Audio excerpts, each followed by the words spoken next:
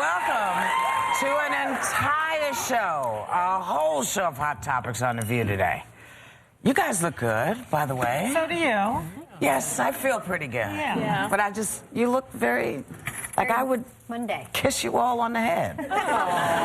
Anyway, 40 years ago today, Neil Armstrong made a giant leap for mankind when he was the first man to walk on the moon. But some people are looking back and asking, what did we get out of it, really? By the way, I watched. I watched. Joy is too busy. She doesn't listen. No, I'm listening. I watched... you two didn't see it. I saw the original. I was in utero at that point. Yeah. But, reading some of the things that have come out of it, some of the astronauts have talked since. And it seems to have made them, in general, more spiritual. Yeah. One of them, Edgar Mitchell, who went on the second... There were 2 moon trips, right? Has said that he felt that they were UFOs. A lot of them have felt when they saw the Earth little more, smaller and smaller, that there must be a larger meaning. Right. But a lot of people said we got nothing out of it. That we got a bunch of rocks, and what we should have spent our money on was maybe going to Mars, and that nobody much cares anymore about the whole space program. That around this time, we're supposed to have like hotels on the moon, and we're supposed to be going back like you're supposed to be able to find a man on the moon.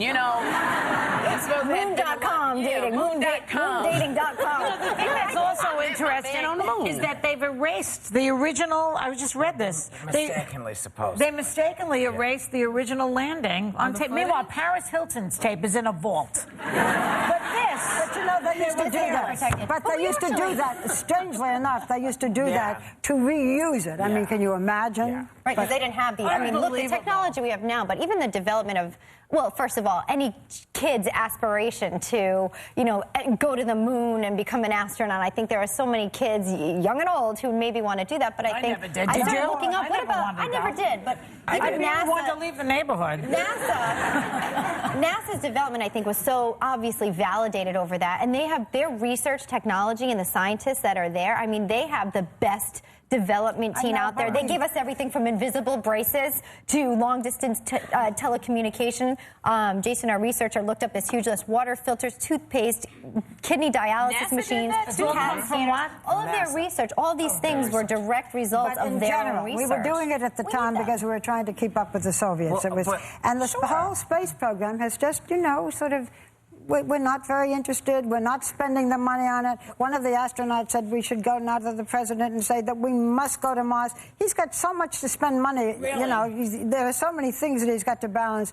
I don't think we're going to be spending money to go to Mars. But there are also questions to be answered. I'm a fan of the movie Capricorn 1.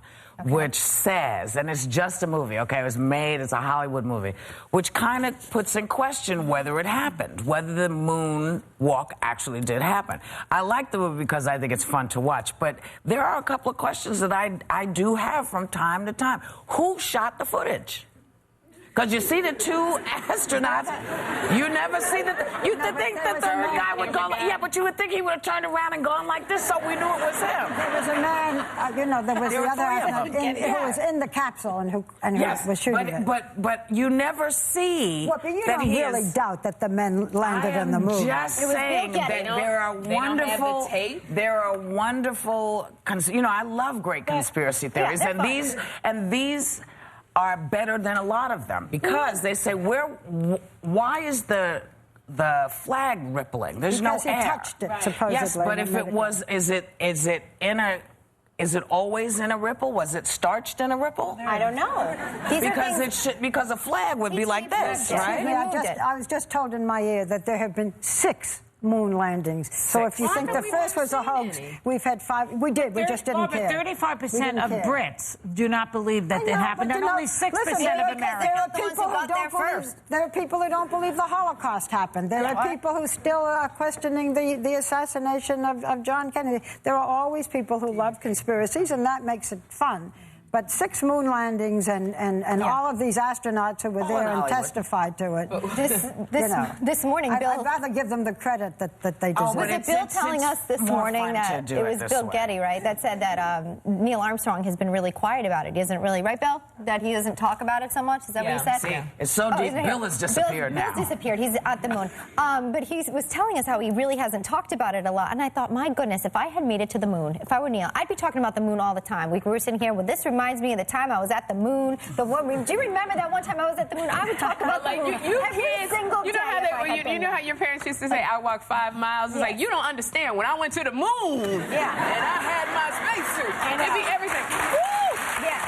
But you go to band camp. I can also remember, I can't remember what I did Thursday, but I remember exactly where I was, what I was doing. Where were you? I was in my bedroom. I was holding... What were you doing there?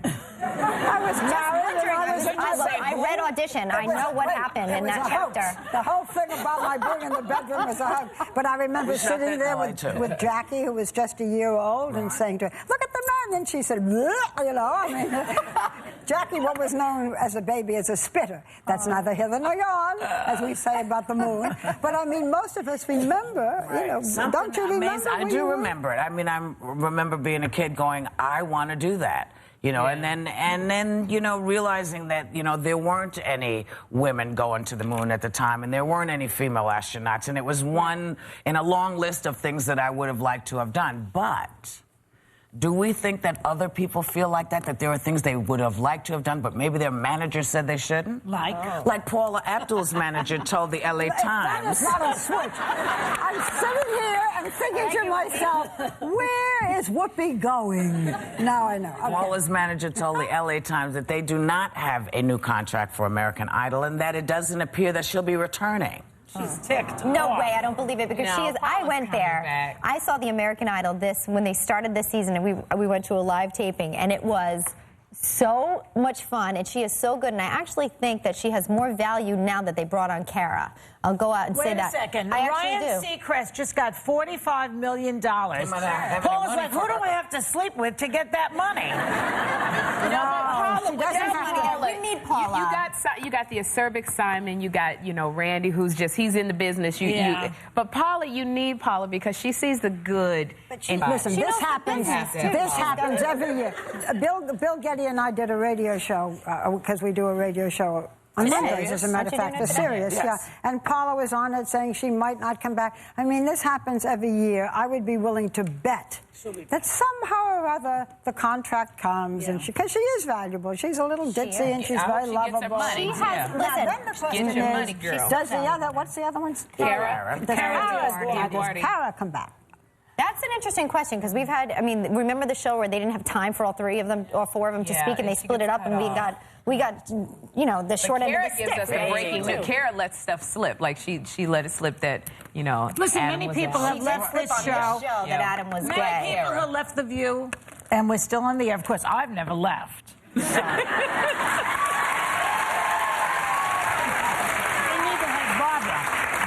I mean, people have come and gone. You know, the American Idol show will go on without Paula. I only never have a Joy. It could never go on without you, Joy. Well, that's true. Sing on, sing on. But there are certain things that cannot be anymore. You don't have just the quietness of your pregnancy. Right. You don't have just you and the baby inside you. No. Pretty soon, you don't have to be born to be a tweeter. There's a device called Kickbee. Yes. And it's in the works that alerts dads to be when their baby is kicking the mom in the womb. Yes. They do. What happens is you wear this, I'm telling you, you wear this little Kickbee belt, okay?